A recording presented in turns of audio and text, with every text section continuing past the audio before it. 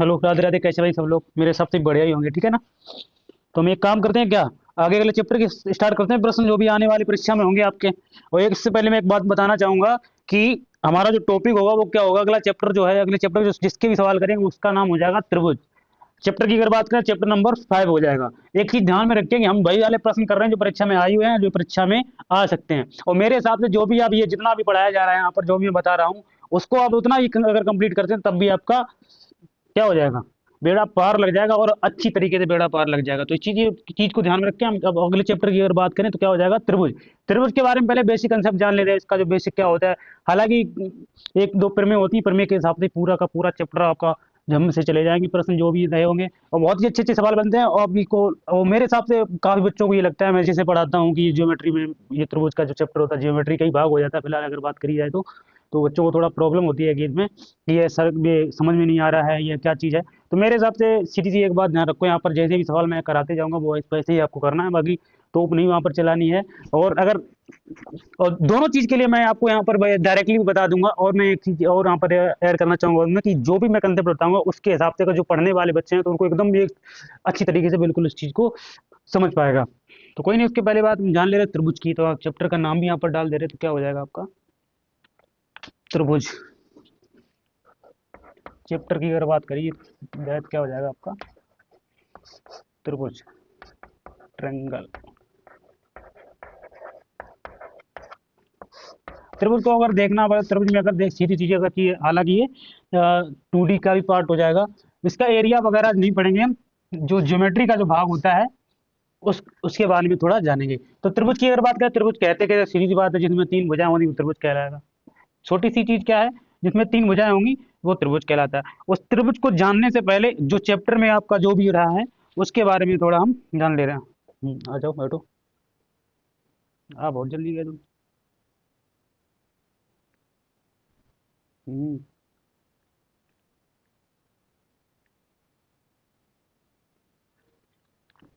तो पहले एक चीज जान ले रहे हैं इसको पढ़ने से पहले।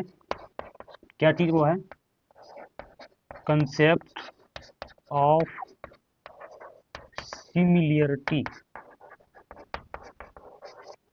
इसकी अगर बात करें क्या हो जाएगा आपका, समरूपता। समरूपता की संकल्पना, इसको ऐसा लिख सकते हैं हिंदी में। पहले इस चीज को बारे में जाने, पहले इस चीज को समझो, मेरे हिसाब से बहुत ही इंपॉर्टेंट चीज है यहाँ पर। और इसी के ऊपर आपका पूरा का पूरा ये जो टॉपिक जो भी है उसको बिल्कुल इस तरीके, इसी के इस शब्द के आधार पे क्या दे रहा है, समरूपता की जो शब्द है इसके आधार पे पूरा चैप्टर खत्म करना। इसी के आधार पे सवाल अपने जो भी हैं वो बनते हैं परीक्षा में। इससे पहले मैं एक चीज बताना चाहूंगा, समरूपता की अगर बात करिए तो समरूपता जैसे कहते कैसे, मान लो जरूरी नहीं है कि त्रिभुज की समरूपता हो जाए। जैसे फॉर एग्जाम्पल के लिए हम यहाँ पर लिख दिया, एक त्रिभुज है मान लो ABC, और एक बड़ा त्रिभुज बना दिया यहाँ पर, सीधी सी बात है। इसको हमने लिख दिया PQR। क्या लिख दिया, PQR, त्रिभुज का नाम दे दिया। तो ये चीज ध्यान रखें कि त्रिभुज ABC है और त्रिभुज क्या है, PQR है। तो समरूपता की अगर बात की जाए कि जय, तो सीधी सी एक बात समझो, कोई भी अगर त्रिभुज की हालांकि बात नहीं कर रहा हूँ यहाँ पर, समरूपता की अगर बात करें, समरूपता का जो शब्द है, जो कंसेप्ट है, वो हर एक चीज पे बैठ जाएगा। जैसे व्रत पे बैठ जाएगा, आपका व्रत एक छोटा व्रत बना लीजिए, एक बड़ा व्रत हो जाएगा, वो भी इसके समरूप हो जाएगा। तो यहाँ पर छोटी चीज एक चीज बताना चाहूंगा। तो इस चीज को देखो, ये छोटा जो त्रिभुज है बड़े त्रिभुज के आकार का बिल्कुल आकार का मतलब कि सेम दिख रहा है, यानी समरूप है, यानी समान दिख रहा है। हालांकि कंसेप्चुअल अगर समझेंगे तो अलग चीज समझ में आएगा। मैं एक छोटी सी चीज यहाँ पर ये मान ना करें कि मैं डायरेक्टली यहाँ पर ये समरूप कैसे हो जाए, छोटा बड़ा है, कुछ तो माप में अलग होगा। जैसे उस चीज को आपको इरेज करना, मैं छोटी सी चीज समझाने के लिए यही चीज बोलना चाह रहा हूँ कि मान लो कि त्रिभुज ABC है और त्रिभुज एक बड़ा बड़ा जो त्रिभुज है PQR है, तो वो एक दूसरे के समरूप इसलिए हो जाएंगे, उसका जो आकार है, छोटा वाला जो आकार है उसके बड़े वाले आकार के बिल्कुल सेम हूबहू दिख रहा है। इस चीज यानी कि छोटी चीज बड़ी चीज के बराबर मतलब समान दिखनी चाहिए, कहने का ये मतलब है। जैसा ये हालांकि आकार में तो बड़ा है लेकिन चीज तो एक ही है ना, यहाँ पर देखो। मतलब एक मैं यही चीजें बताना चाह रहा हूँ, त्रिभुज ABC है जो त्रिभुज PQR के समरूप हो सकता है। एक छोटी, यहाँ पर त्रिभुज की बात नहीं कर रहा हूँ मैं, हो सकता है एक छोटा व्रत जो है वो बड़े व्रत के समरूप हो सकता है। छोटी सी एक और चीज मैं बता देना चाहूँ, कोई भी एक वर्ग, छोटा वर्ग है, एक छोटा वर्ग है, वो एक बड़े वर्ग के समरूप हो सकता है। तो ये चीज समरूप वाली है जो चीज है त्रिभुज पे ही हालांकि नहीं बैठेगी हमारी। वो त्रिभुज देखो अगर ये, और हालांकि ये समरूप का ये समरूप का जो मान होता है इस चीज, इस प्रतीक से, हम इस चिन्ह से इसको डिनोट करते हैं समरूप को। तो ये, तो कहने का मतलब है त्रिभुज ए बी सी समरूप हो जाएगा त्रिभुज पी क्यू आर के। कोई वृत्त ए है वो त्रिभुज बी के, त्रिभुज कोई वृत्त अगर ए है तो वो त्रिभुज दूसरा वृत्त बी है, तो ये दूसरे के समरूप हो जाएगा। कोई वर्ग ए है और कोई वर्ग क्या दे रखा है, बी दे रखा है, तो ये एक दूसरे के समरूप हो जाएंगे। तो मैं ये चीज बताना चाह रहा हूँ कि छोटी चीज बड़े आकार की दिखनी चाहिए, या बड़ा आकार जो छोटी चीज के आकार का दिखना चाहिए, तो वही क्या समरूपता है, यानी सेम चीज, सिमिलरिटी एक चीज होती है। अब मैं इसको कंसेप्चुअल वाइज समझ ले रहे हैं यहाँ पर। हाँ, तो ये चीज को आप ध्यान रखें। मैं एक सीधी सी एक बात बताना चाह रहा हूँ कि सिमिलरिटी या समरूपता की अगर बात करी जाए तो ये त्रिभुज पे ही अलाउ नहीं होती है। वो आपका वृत्त भी हो सकता है समरूप होने के लिए, वो आपके वर्ग भी हो सकते हैं, वो आपका समचतुर्भुज भी हो सकता है, वो आपका आयत भी हो सकता है। तो कहने की चीज ये मैं यही बताना चाह रहा हूँ कि जो जो समरूपता की जो कसौटी है, समरूप जो होता है, सिमिलरिटी, यानी कि वो त्रिभुज पे ना लेके वो आपका वृत्त भी हो सकता है, समरूप एक दूसरे के वर्ग भी हो सकते हैं, समरूप एक दूसरे के त्रिभुज भी हो सकते हैं, समरूप एक दूसरे के वृत्त भी हो सकते हैं, समरूप त्रिभुज एक दूसरे के वर्ग भी हो सकते हैं। मैं ये चीज यहाँ पर बताना चाह रहा हूँ, वो आपको चीज यहाँ से बिल्कुल आप क्लियर दिख रही है। अब इसको कंसेप्चुअल वाइज देख ले रहे हैं कि समरूप क्यों होता है, कैसे होता है, क्या चीज नहीं होती है। ठीक है, पहले इसको चीज को, हाँ हाँ हाँ, उससे कोई फर्क नहीं पड़ता है। वो अब चाहे भरत भरत हो चाहे भरू। अब छोटी सी चीज मैं बता दी, तो इस चीज को हम ऐसा लिख सकते हैं। मैं एक थोड़ी एक लाइन में बताना चाहता हूँ कि इस चीज को अगर आप ना समझ पाए तो मैं यहाँ पर एक पॉइंट लिख दे रहा हूँ, नोट पॉइंट, वो आप लिख लीजिएगा यहाँ पर, अगर आपको प्रॉपर आपको समझना है इसको। तो सीधी सी एक बात लिखिए, मैंने यहाँ पर जो भी ये भसड़ यहाँ पर मचाई है, तो उसको अगर याद रखिए तो आप एक लाइन याद रखिए कि समान आकार वाली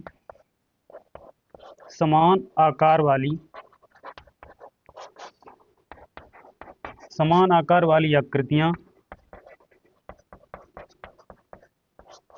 कहने का मतलब है समान आकार वाली आकृतियां, चाहे त्रिभुज हो, चाहे वर्ग हो, चाहे वृत्त हो, ठीक है, समान आकार, जैसे मैं यहाँ पर ये भी लिख दे रहा हूँ लाइन, जैसे त्रिभुज,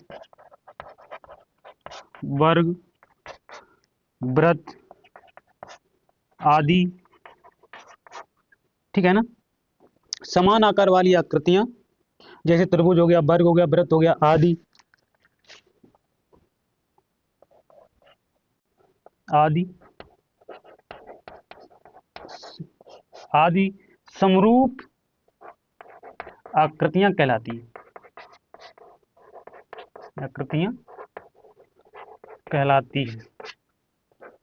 तो सीधी सी बात है, आपको कुछ नहीं मानना है। हमने क्या बोला था, छोटा त्रिभुज है बड़े आकार के समान दिखना चाहिए, तो वही चीज है यहाँ पर कि समान आकार वाली आकृतियां जैसे त्रिभुज हो गया, आपका वर्ग हो गया, वृत्त हो गया, आदि समरूप आकृतियां क्या कह, जो समान आकार वाली आकृतियां समरूप आकृतियां कहलाती हैं। इस छोटी सी चीज को आपको दिमाग में डाल के रखना है कि आपको कुछ भी नहीं जानना है कि छोटा आकार, बड़ा आकार, ये तिरछा, और तो ये चीज ध्यान में मत रखना। आपको सीधी एक लाइन याद रखनी है कि समान आकार वाली आकृतियां जैसे त्रिभुज हो गया, चाहे कोई भी नम हो सकता है, वर्ग हो सकता है, वृत्त हो सकता है, तो क्या कहलाएंगी, समरूप आकृतियां कहलाती हैं। अब देखो, अब मेन पॉइंट की बात करें, चैप्टर हमारा त्रिभुज है, तो सीधी सी बात है, तो समान आकार वाले त्रिभुज क्या कहलाते हैं, समरूप त्रिभुज कहलाएंगे। तो सीधी सी बात, इस पॉइंट को भी लिख लेना यहाँ पर। कहाँ पे लिख दूँ इसको, ये दिख रहा होगा, मैं यहाँ पे लिख दे रहा हूँ कि दूसरा पॉइंट क्या हो जाएगा आपका, समान आकार वाले त्रिभुज की अगर बात चले तो त्रिभुज के बारे में जानेंगे। तो ये समान आकार वाले त्रिभुज, समान आकार वाले त्रिभुज, समान आकार वाले त्रिभुज समरूप त्रिभुज कहलाते हैं, समरूप त्रिभुज कहलाते हैं। सीधी सी बात है, यहाँ पर समान आकृति हम सबकी बात नहीं करेंगे क्योंकि हमें पढ़ना आपका क्या है, त्रिभुज पढ़ना है। तो उसी तरीके से हम क्या करेंगे, समरूप त्रिभुज के बारे में जान लेंगे। तो समान आकार वाले त्रिभुज समरूप त्रिभुज कहलाते हैं। फॉर एग्जाम्पल के लिए जैसे यहाँ पर मैं एक लिख देना चाह रहा हूँ, मान लो कि त्रिभुज अगर ए बी सी था तो त्रिभुज समरूप हो जाएगा किसके, त्रिभुज ए बी सी समरूप होगा त्रिभुज पी क्यू आर के। इस चीज को वहां पर ध्यान में रखिए, ये समरूप का, इसको हम देखो, इसको लिख लेना है, ये जो चिन्ह होता है वो समरूप का कहलाता है। किसका कहलाता है, समरूप का। हालांकि आपने सर्वांग समता को भी पढ़ रखा होगा 9th क्लास में, उसकी यहाँ पर चर्चा नहीं करेंगे। बस इतना ही जानना है कि समरूप त्रिभुज पढ़ना है तो समरूप के बारे में ही जानेंगे। तो इस चीज को, दोनों लाइनों को नोट कर लो, फिर हम आगे बढ़ते हैं इसके हिसाब से।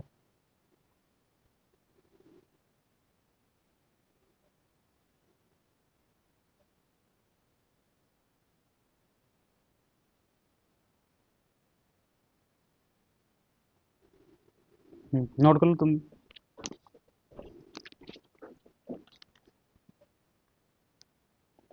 अब देखिए मैंने यहाँ पर दो पॉइंट लिख रखे हैं। पहले त्रिभुज की समरूपता के बारे में जानने से पहले मैं छोटी सी चीज आपका ये कंसेप्ट यहाँ पर क्लियर भी हो जाएगा। जैसे हमने बोला कि समान आकृतियां जो होती हैं वो क्या कहलाती हैं, वे समरूप आकृतियां कहलाती हैं। तो वहाँ पर हमने एक पॉइंट, दो पॉइंट लिखे जिस समरूप आकृतियों के, मान लो समरूप आकृतियां किन्हें कहते हैं, और वे आकृतियां जो समरूप नहीं होंगी। तो मैं इस चीज के बारे में थोड़ा जानना बताना चाहता हूँ कि समरूप आकृतियां की अगर बात करें, मान लो कोई त्रिभुज है ABC, ये त्रिभुज ABC है, ठीक है, ये त्रिभुज ABC हो गया। तो वो त्रिभुज किसके बराबर होना चाहिए, त्रिभुज PQR के समरूप होना, बराबर क्या, PQR के कैसा होगा, समरूप होगा। तो ये तो समरूप आकृति का उदाहरण हो गया। तो मैं यहाँ पर ये चीज मैं यहाँ पर लिख दे रहा हूँ, त्रिभुज ABC समरूप होगा त्रिभुज किसके, PQR के। छोटी सी चीज अगर मैं यहाँ पर एक बात करना चाहूँ, जैसे कोई वृत्त A है, वो एक वृत्त B के समरूप हो जाएगा, सीधी सी बात है। कोई जो वृत्त A है वो त्रिभुज कैसे, वर्ग B के, तो वृत्त B के समरूप हो जाएगा। तो ये तो कैसे हो जाएंगे, समरूप आकृतियां कह रहे, हमने क्या बोला कि बताया कि समरूप आकृतियां वही आकृतियां होती हैं जिनके आकार समान होने चाहिए। तो देखो ये त्रिभुज बड़ा वाला जो ABC है, वो त्रिभुज इस आकार का सेम टू सेम दिख रहा है, तो ये तो समरूप हो जाएगा। ये वर्ग है, ये व्रत है, वो बी व्रत है, तो एक दूसरे के आकार के समान दिख रहे, तो ये भी समरूप है। अब जैसे फॉर एग्जाम्पल की जैसे हम बात करें कि वे आकृतियां जो समरूप नहीं होती, उनके दो एग्जाम्पल हम जैसे कर ले रहे हैं। तो उनकी अगर बात करी जाए, तो दो एग्जाम्पल की अगर बात करें, तो मान लो कोई त्रिभुज है, यहाँ पर हमने त्रिभुज दे रखा है ABC, मान लो कोई त्रिभुज ABC है, क्या ये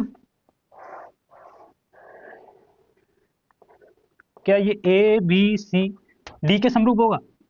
अरे सीधी सी बात है, बिल्कुल नहीं होगा, क्योंकि यहाँ पर त्रिभुज की अगर देखा जाए तो दूर से ही पता लग रहा है कि ये समरूप नहीं हो सकते। क्यों नहीं हो सकते? त्रिभुज ABC जो है तो वर्ग के बराबर नहीं हो सकता ना, समरूप हो ही नहीं सकता। तो इसका आकार तीन तीन, यहाँ पर तीन देखो, अगर देखा जाए तीन भुजाएं हैं, और यहाँ पर देखा तो चार भुजाएं हैं, तो एक दूसरे के समरूप नहीं है। तो क्या इसका एग्जाम्पल क्या हो जाएगा, ये समरूप नहीं है एक दूसरे के। और जैसे हमने बता दिया, कोई व्रत है, कोई व्रत है, क्या वो इसके समरूप हो जाएगा? तो सीधी सी बात है, नहीं होगा।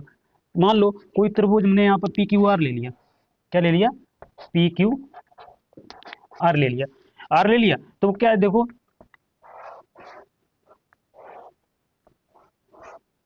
एक मिनट,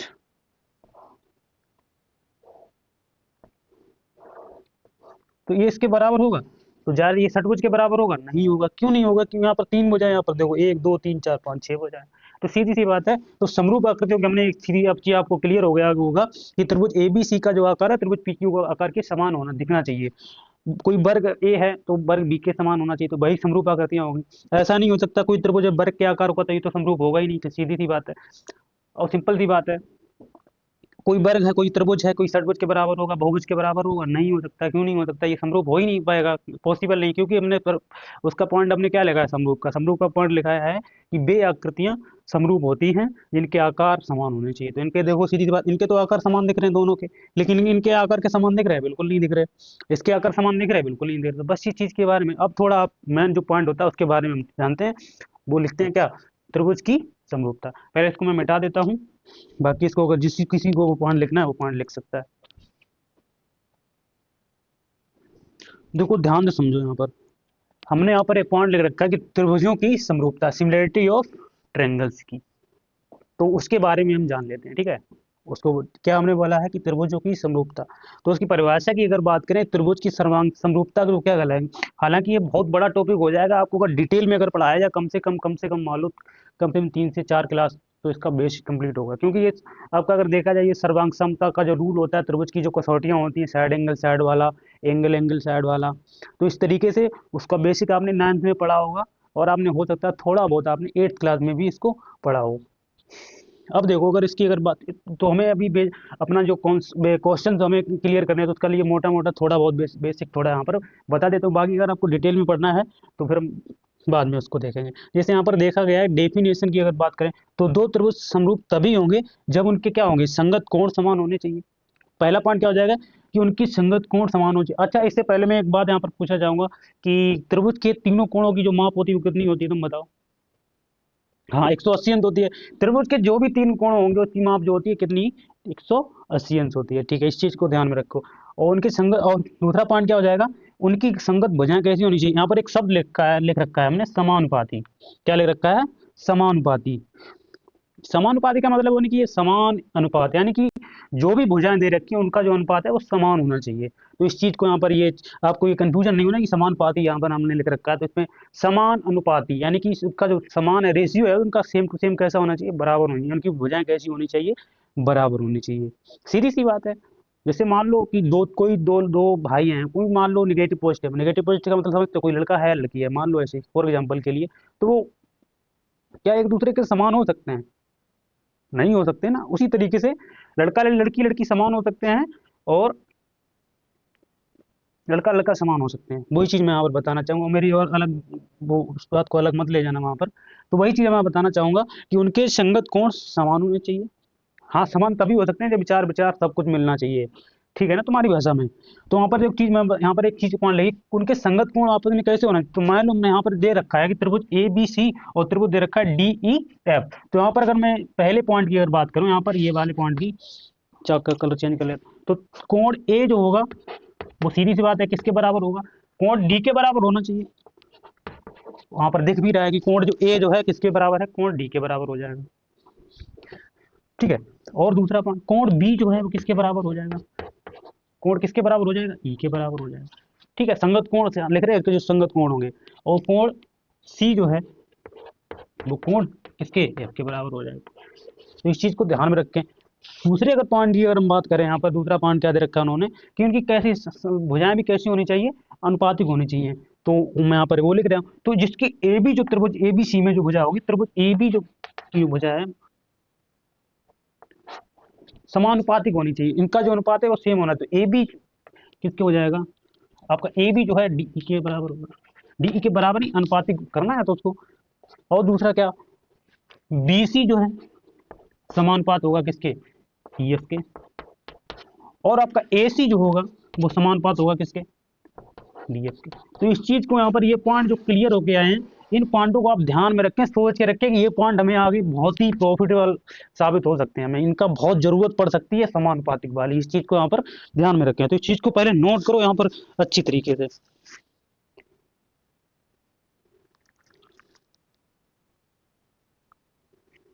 समझ रहे हैं ना कि ए बी जो समानुपात होगा डी ए की हो जाए, ए बी जो होगा वो डी ई के अनु होगा, और बी सी जो होगा, सॉरी बी सी जो होगा ई एफ के होगा समानुपात। ए सी जो होगा वो डी एफ के समानुपात होगा। तो इस चीज को हम लिख सकते हैं कि त्रिभुज ए बी सी समरूप होगा त्रिभुज डी ई एफ के।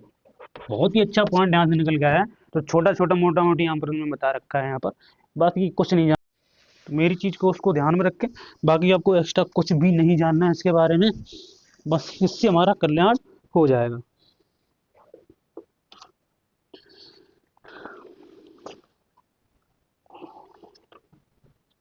हम्म।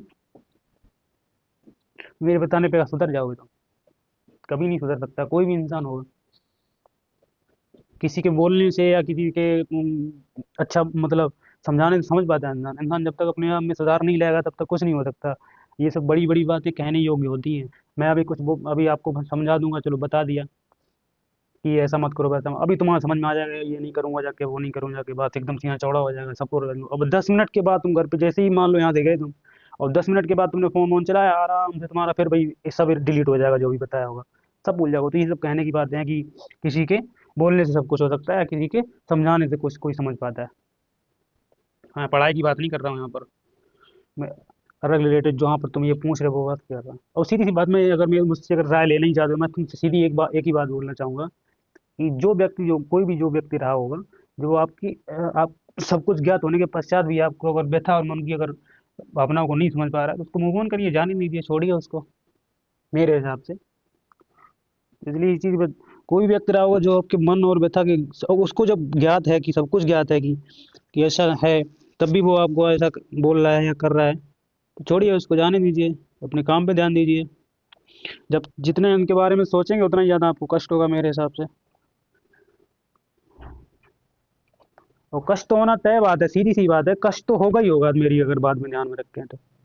इसलिए अपने, और एक बात ये भी ध्यान रखें, जब तक आप अपने काम में डूबे नहीं, जब तक आप सीधी बात, किसी को भी अगर रिलाज कराना है पहली बात रिजल्ट रियलाइज करानी, अपनी ज़िंदगी बनानी, अपना पढ़ना है, सब कुछ का यही करना है। दूसरे को क्यों, मैं दूसरे को अगर यही समझाने के लिए, सब सही साबूती कराने के लिए जन्म लिया है कि इतना पढ़ो, अपना जितना काम में अपना व्यस्त रहोगे, जितना काम में व्यस्त रहोगे उतना आप मेच्योर हो जाओगे अपने लिए, सीधी सी बात है। बाकी कुछ है नहीं, पहले इसको लिख लो, फिर हम आगे इसको बढ़ाते हैं, फिर हम बढ़ते हैं आगे। ये सब तो कहने योग्य बातें हैं कि उस इन्होंने ये बोल दिया, उन्होंने ये कर लिया।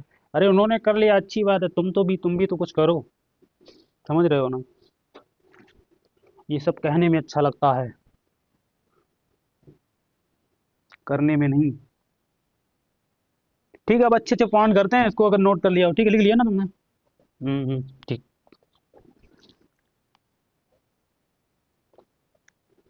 अब देखिए, अब जो मैं यहाँ पर एक चीज बताना चाहूंगा, जिससे आपको ये जो हमने यहाँ पर समानुपातिक जो बताया था या संगत कोण बताए थे, जैसे फॉर एग्जाम्पल के लिए मान लो यहाँ पर एक त्रिभुज दे दिया हमने, बना लेता हूँ इसको। त्रिभुज का नाम दे दिया हमने ए बी सी, और एक त्रिभुज हमने दे दिया पी क्यू आर, और वहां पर हमने सवाल में या कुछ में इसमें पॉइंट में पुट कर दिया कि त्रिभुज ए बी सी जो है, ए बी सी जो है समरूप है त्रिभुज किसके, पी क्यू आर के। ये हमें दे दिया गया कि त्रिभुज ए बी सी और त्रिभुज पी क्यू आर की कैसा है, समरूप है। और हमने यहाँ पर ये पुट कर दिया कि ए बी का जो मान है वो हमने दे दिया 2, और बी सी का मान हमने दे दिया है कितना, बी सी का जो मान दे दिया है कितना दे दिया है हमने, मान लो 3 दे दिया, ठीक है। और ये जो मान है हमने इसको भी 2 दे दिया, और अगर देखा जाए तो ये मान हमने यहाँ पर क्या ले लिया, एक्स का, इसका मान हमें यहाँ पर निकालना। तो एक चीज, छोटी सी चीज समझो, हमने क्या बताया कि और इसके जो संगत कोण हमें दे रखे हैं, ये कैसे दे रखे हैं, एक दूसरे के बराबर दे रखे हैं। दूसरा ये संगत कोण वहां पर समझाने के लिए यहाँ पर लिख रहा हूँ, त्रिभुज एबीसी जो है समरूप है त्रिभुज पी क्यू आर के, और उनमें उसके संगत कोण भी हमें गिवन में दे रखा है कि कोण ए जो है कोण पी के बराबर है, और कोण बी जो है कोण क्यू के बराबर है, और कोण सी जो है वो कोण आर के बराबर। ये चीज भी हमें गिवन, मतलब इतना गिवन में करके दे दिया कि त्रिभुज एक, अब सीधी सी बात है, अगर यहाँ पर इसका इतना लिखना की जरूरत भी नहीं थी यहाँ पर बताने के, लेकिन फिर भी बता दे रहा हूँ कि त्रिभुज एबीसी अगर समरूप हो जाएंगे त्रिभुज पी क्यू आर के, तो सीधी सी बात है कि संगत कोण और संगत अनुपात समानुपातिक भुजाएं भी कैसी होंगी, बराबर होगी। तो इसमें अगर हम पूछ लिया कि एक दूसरे के समरूप हैं, तो हमें इसमें क्यू आर का मान हमें यहाँ पर डिफाइन करना है। तो क्यू आर का मान कैसे डिफाइन करेंगे यहाँ पर, तो एक छोटी चीज हमने तुम्हें बता रखी है, अगर संगत कोण तो समानुपातिक भुजाएं भी कैसी होंगी, तो ए बी जो होगा समानुपातिक को किसके हो जाएगा, पी क्यू के, पी क्यू के होगा, होगा कि नहीं होगा। अब देखो बराबर, और ए बी सी जो होगा किसके हो जाएगा, क्यू आर के, क्यू आर के होगा, होगा कि नहीं होगा। अब देखो ए बी का मान यहाँ पे अगर 2 दे रखा है, पी क्यू का मान आपको 3 दे रखा है, बी सी का मान आपको, ए बी जो है, ए बी किसके है, पी क्यू के समानुपात है, और बी सी जो है क्यू आर के समानुपात है।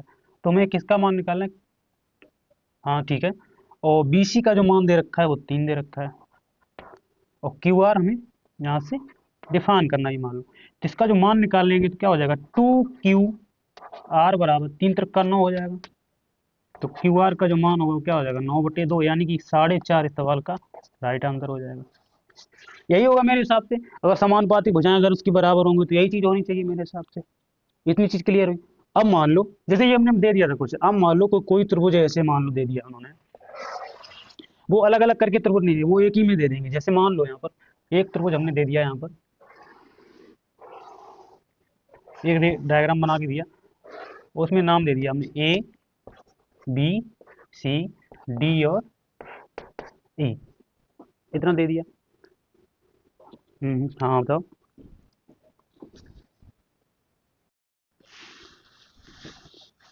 तो ये चीज दे, अरे मैं आपको एक चीज तो बताना ही भूल गया, मान लिया डी ई एक रेखाखंड दे दिया, बीसी के रेखाखंड के समांतर। अच्छा ये चीज तो मैंने यहाँ पर बताई नहीं समानांतर वाली, तो पहले इस सवाल पहले, सॉरी माय मिस्टेक, या तो ऐसे सवाल बनते हैं। तो इस सवालों को पहले करने से पहले एक चीज हम कर लेते हैं, जैसे एक प्रमेय होती है आपकी थेल्स प्रमेय, उस प्रमेय को पहले हम सिद्ध करते हैं, ठीक है। उस प्रमेय को सिद्ध करेंगे तभी आपके सारे के सारे कंसेप्ट यहाँ से क्लियर हो जाएंगे। वो ऐसा भी नहीं प्रमेय वो आती है, वो परीक्षा में भी कभी कभार पूछ ली जाती है, उसका नाम हो जाएगा थेल्स प्रमेय। और काफी तरीके से वो क्वेश्चन बदल के आ सकता है। तो उस क्वेश्चन को पहले हम कर ले, इसके बाद हम सारे सवालों को करेंगे, और सारे जो पॉइंट होंगे उनको आप क्लियर भी समझ पाएंगे वहां से। तो इस चीज को पहले क्वेश्चन जैसे अगर ऐसे बन सकते हैं, बहुत सारे प्रश्न बनते हैं, तो पहले उस इसको इन क्वेश्चनों को करने से पहले हम वो प्रमेय को सिद्ध कर ले रहे हैं। तो जो जो प्रमेय है, उस प्रमेय के बाद इन सवालों को करेंगे तो वो आपको बिल्कुल समझ में आएगा। जैसे यहाँ पर हमने यहाँ पर डायरेक्ट बराबर कर दिया, ये चीज कैसे निकल के आई आपको नहीं समझ में आई होगी, तो मैंने यहाँ पर डायरेक्ट कर दिया। यहाँ पर मान लो कि डी ई समांतर है बी, कोई रेखाखंड जो त्रिभुज एबीसी में बीसी जो आधार का जो रेखाखंड है वो एक रेखाखंड डीई के समानांतर है। ये चीज कैसे यहाँ पर समझ में आएगी, डीई जो समांतर हो जाएगा किसके, बीसी के। तो इस चीज को यहाँ पर समझने पहले हम एक प्रमेय है थेल्स प्रमेय, उसको कर ले रहे, बाकी फिर हम आगे बढ़ते हैं सवालों को, ठीक है। पहले उनको कर ले रहे, ठीक है।